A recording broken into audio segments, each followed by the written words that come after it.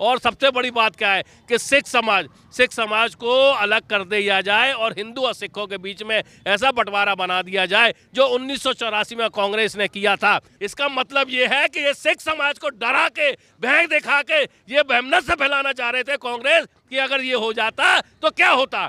तो कांग्रेस ही अपनी आदत से बाज आओ और इस तरह की फूट कालों की राजनीति को बंद करो। कल पीएम मोदी पंजाब को बड़ी सौगात देने जा रहे थे, लेकिन उनके काफिले को बीच में ही रोक दिया गया। इसको विपक्ष पार्टियां ने हिंदू और सिख करके देख रही है। तो हमारे साथ में कुछ सिख समुदाय के लोग हैं, इनसे जानने की कोशिश करते हैं क्या वाकई में सिख समुदाय पीएम मोदी से नाराज है क्या। जिस तरह आपसे जानना चाहूँगा मैं कि जब पीएम मोदी का वहाँ पर रैली था तो वहाँ पर जो सिक्योरिटी क्लैप्स किया गया है, क्या सोची सची रणनीति क्या पंजाब सरकार की। बिल्कुल सही कहा आपने, बिल्कुल सोची समझी रणनीति है, क्योंकि कभी इस तरह का प्रधानमंत्री जी का कोई भी अगर इस तरह का कार्यक्रम होता है उसका एक प्रिंट बनता है और वो प्रिंट की जानकारी वहाँ के मुख्यमंत्री, वहाँ के डीजीपी और डीएम के अलावा किसी के पास नहीं होती है। तो ये चूक कहाँ से हुई, ये जानकारी कहाँ से लीक हुई कि प्रधानमंत्री ने इस रूट से निकलना है, तो इसका मतलब कहीं ना कहीं से चूक हुआ। और अभी आप एक सवाल पूछ रहे थे कि किसानों वाली बात है।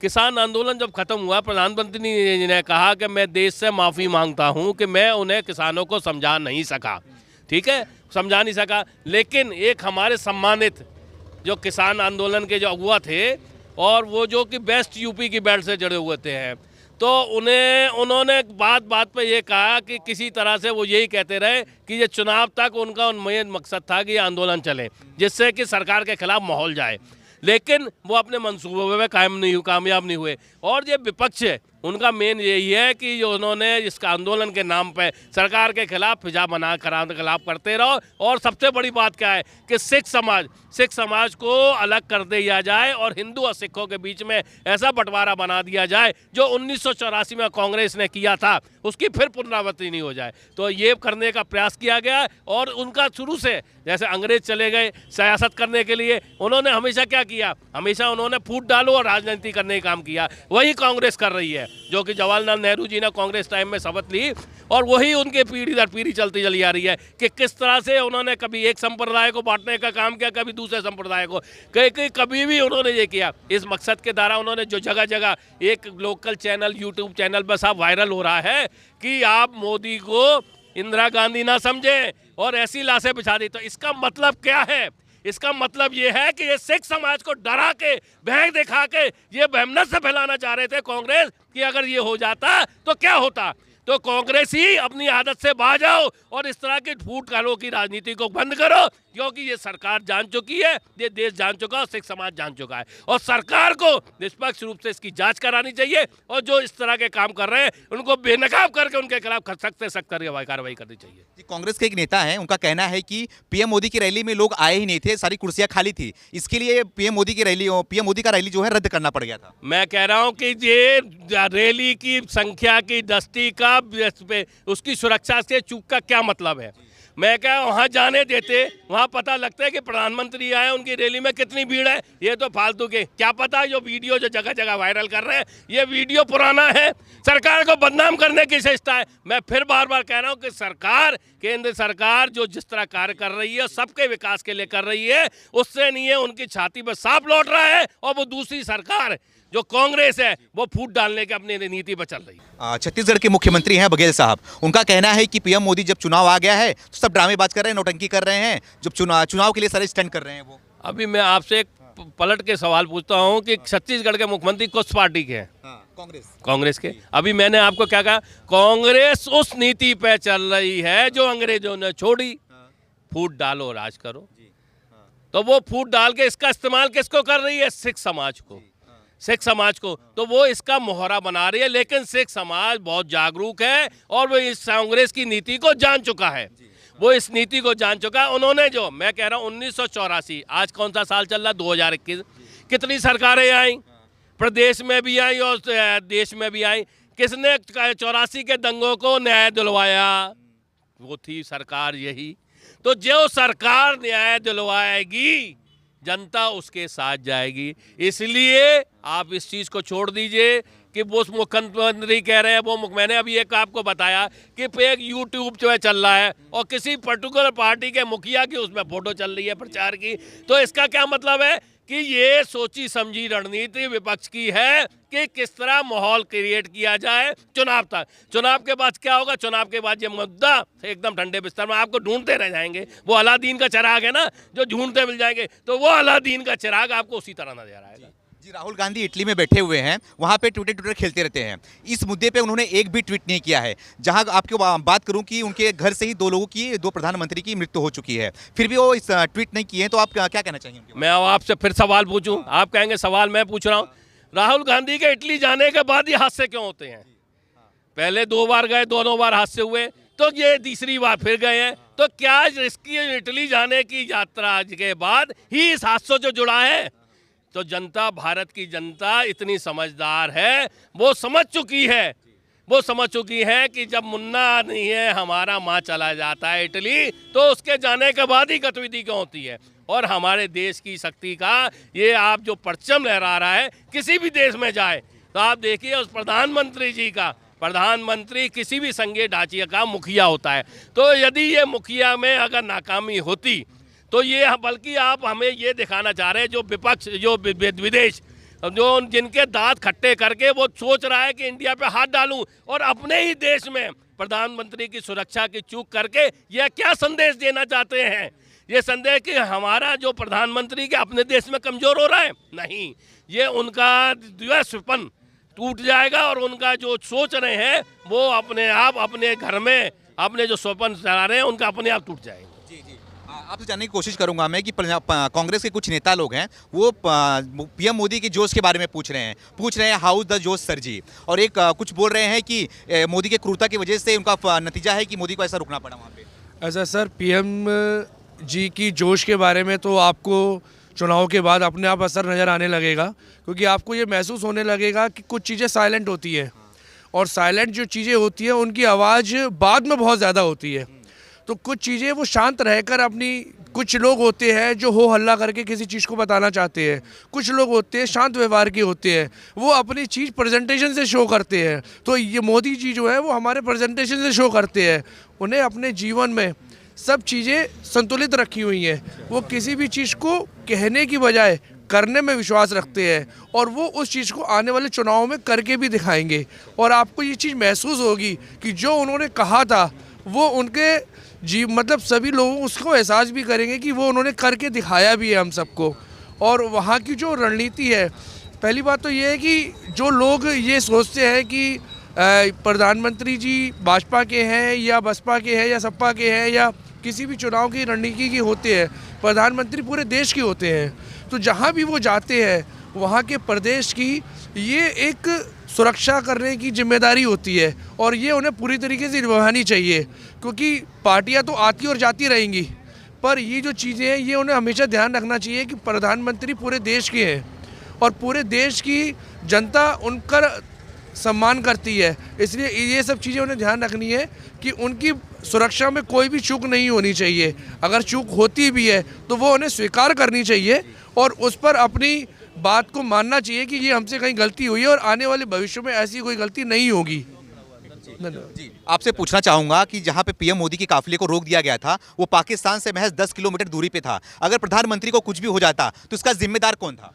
देखिए, इसका जिम्मेदार, आज भले ही कांग्रेस इस बात को मना कर रही हो कि ये भूल चूक हमसे नहीं हुई है, पर इसकी जिम्मेदारी पूरी जनता को, उनको जवाबदेही देनी पड़ती, और जवाबदेही उनसे निकलती नहीं। वो जवाब दे नहीं पाते। वो दे इसलिए नहीं पाते क्योंकि उनको ये मालूम था कि उनके द्वारा ये करी हुई जो रणनीति है ये सबकी जानकारी में है, और उनकी सोची समझी रणनीति है जो गलत है।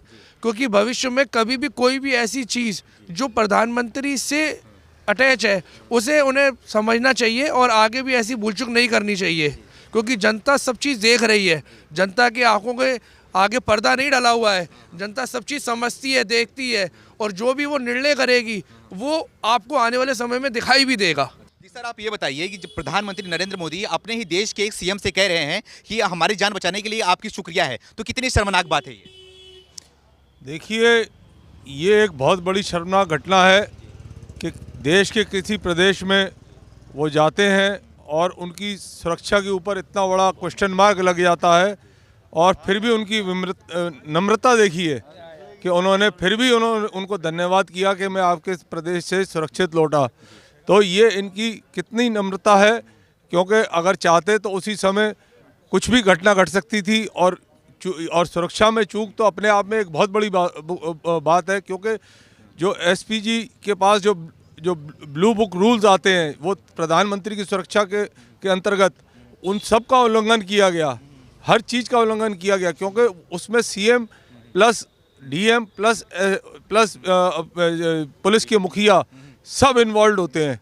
और ये ज़रूरी नहीं है कि पीएम का रूट क्यों बदल दिया गया। अरे पीएम का रूट किसी समय पीएम नहीं कभी तय करता, अपने रूट का पीएम नहीं तय करता। पीएम जिस प्रदेश में जाते हैं उस प्रदेश की पुलिस करती है तय किस रूट से उनको सुरक्षा है, किस पे उनकी असुरक्षा है, ये सब प्रदेश सरकार करती है। उसकी जी आप ये बताइए, पंजाब के मुख्यमंत्री हैं, उनका कहना है कि प्रधानमंत्री जी जिस रूट से जा रहे हैं उसको बताया नहीं गया, रूट को चेंज कर दिया, इसकी वजह से उनके काफिले को रोक दिया गया है। नहीं, ऐसा संभव नहीं है। सामान्यतः इस तरीके का जब भी प्रोटोकॉल के हिसाब से प्रधानमंत्री का रूट बदला जाता है तो प्रदेश सरकार को उसकी पूरी जानकारी रहती है।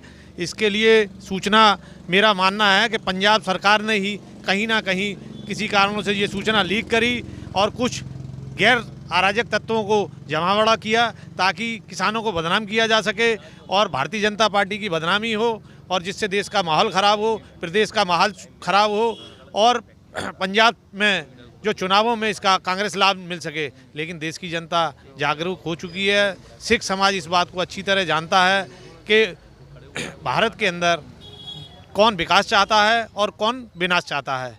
जी जी, कैप्टन अमरिंदर सिंह जो पूर्व मुख्यमंत्री रह चुके हैं वो चन्नी का इस्तीफा मांग रहे हैं, बोल रहे हैं कि चन्नी जी प्रदेश को संभाल नहीं पा रहे हैं, उनको इस्तीफा देना चाहिए। जी बिल्कुल सही बोल रहे हैं, और ये एक सरकार की नकारात्मक साथ में आई है। और सबसे बड़ी बात यह है कि प्रदेश सरकार की जिम्मेवारी बनती है, कि उनको, अगर कोई उनके यहाँ आए हैं प्रधानमंत्री जी, तो उनकी सुरक्षा की जिम्मेवारी प्रदेश सरकार की भी है।